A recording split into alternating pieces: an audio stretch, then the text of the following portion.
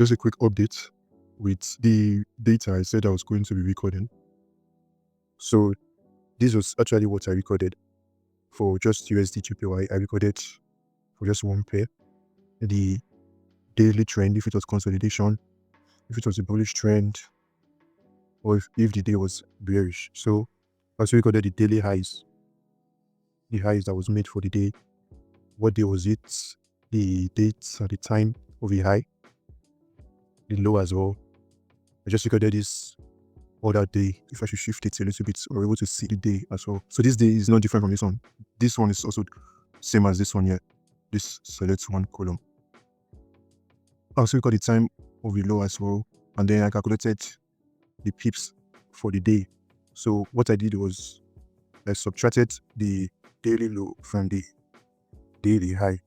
So these are the values in pip, and also the news release. I use them Forex Factory. So we call the news release for that particular day.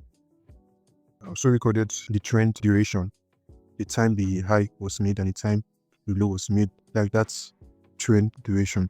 I recorded it as well. And I took a record of the trend of the previous day.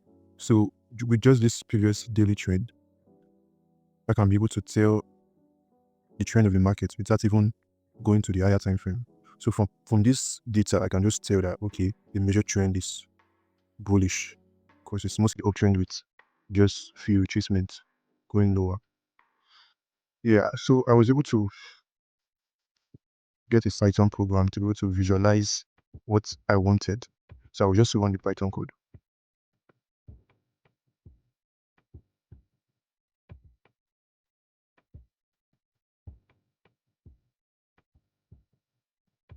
Yeah, so this is like a percentage distribution of when the low of the day was formed in a bullish scenario and when the high was formed in a bearish scenario. So 12 a.m. is denoted as 0, 1 a.m., 2 a.m., and it's on the x-axis, and the y-axis denotes the percentage distribution. So 25% of the time, the low of the day is usually formed around 12 a.m. for a bullish scenario. So there is higher chance if I should put 12 a.m., 1 a.m. So just 12 to 3 a.m. If I put 12 to 3 a.m. into consideration, the low likely to be formed around this time period. So this gives me a huge advantage if I want to get a specific pattern or system within this specific time. And also for the bearish scenario as well, same pattern as the bullish scenario. The high usually forms around 12 a.m., 1 a.m. to 3 a.m. So if I should combine both, so this one is about 25, they're about between 20 to 25 percentage. So if I should combine 12 a.m., 1 a.m., 2 a.m., 3 a.m. together, see, I have a huge advantage. If I can, I'm not trying to trade to enter a trade at the high or enter a trade at the low. If I can just know, okay, this is when the low and high of the day is usually formed, then I can be able to write a trend. So if the low is likely to be formed around this area, then I can join a trend around, let's say, 2, 3, 4 a.m., 5 a.m. Yeah, so during the week, I was just thinking of getting all the thoughts or what I journaled out whilst I was going through the process of losing the strategy I was using before. Like the 10 to 11 losses in a row that I had. I was just trying to get a map for it so that next time if I'm in that situation, I can be able to view it from a much better perspective. I can be able to understand that whatever I'm going through in the moment is just like a small cloud at the top of my head. So it's not really like the reality. I just need to go through it and then become better at the end. Well, something that happened whilst I was having those losses was that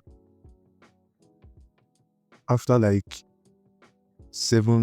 there about when I got to the 7th trade, I started breaking the major part of my rules. I was no longer going through the evaluation process at the end of the day. I missed it. And after I missed that process, I started missing all the process going down. I started missing everything. So what I got to discover was that I found that the reason for doing like my pre-market and post-market routine was to be conscious of when I want to violate my plan, so I can be able to follow my plan to make money. So that was the idea. Like the reason why I followed my pre-market and post-market routine was so that I will be able to make money in the long term. So I traded with the strategy for about 6 to 7 months. 6 to 7 months is kind of a little bit long term. So now, if the reason why I followed my pre-market and post-market routine was so that I don't contradict myself at the moment in order to achieve a longer term goal in terms of making money. So if now on a longer term I am not making money, that itself would be a reason for me to stop whatever I'm doing now. It should be enough reason for me to start, dropping those my pre-market and post-market routine. So that was what I discovered, because if I'm following a particular routine, the market and post-market routine, in order to be able to perform well in the moment, so that I'll be able to achieve a long-term objective. And then if I've been doing what I'm supposed to do, and then in the longer term I'm no longer making money, definitely thoughts are going to come for me to act in a way contrary to what I'm doing now. So what I would say was that I could have another perspective to see it as me getting better as a trader. Those my pre-market and post-market routine. So it should be part of me, not because I'm doing it not to go contrary to my plan.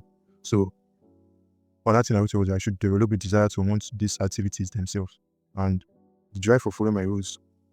Okay, yeah, I just said it. So I can read it again. So he said the drive for following my rules was so that I don't act contrary to my plan, so I can get good outcomes in the long run. But then if that was my reason for acting the way I acted, when I started having 10 losses in a row and other losing streak for 6 or 7 months, which then affected the long-term outcome mindset I had and made me think I absolutely don't need those activities. So it made me think I didn't need those like activities. So if I should base my pre-market and post-market routine on this perspective, then it will fluctuate. It means that my outcome will determine if I should do my pre-market and post-market routine, which is not supposed to be so. My pre-market and post-market routine is supposed to be done whether I'm making money, whether I'm making money or I'm not making money, whether I'm losing or making profits. My post-market and post-market routine should be constant. I wrote here that this is a powerful shift in the mindset that separates a short-term discipline from a long-term identity. So during my pre-market and post-market routine, just to avoid mistakes, make them feel like chores, like guardrails preventing disaster. That works in the beginning, but evolving as a trader means turning those routine into a expression of who I am becoming, a professional, reflective, and intentional trader. So when I begin to value the process for its sake, because it deepens my awareness, sharpens my edge, and reflects my standard, then I no longer need to force discipline. It flows from identity. So I'm not doing routines to avoid breaking my rules. I'm doing routines because that is what real traders do, and I'm one. So I have to shift my mind from this help me avoid breaking my plan to this is who I am becoming. That's where the routine isn't just a means to an end, and it becomes part of my craft, something to take pride in. So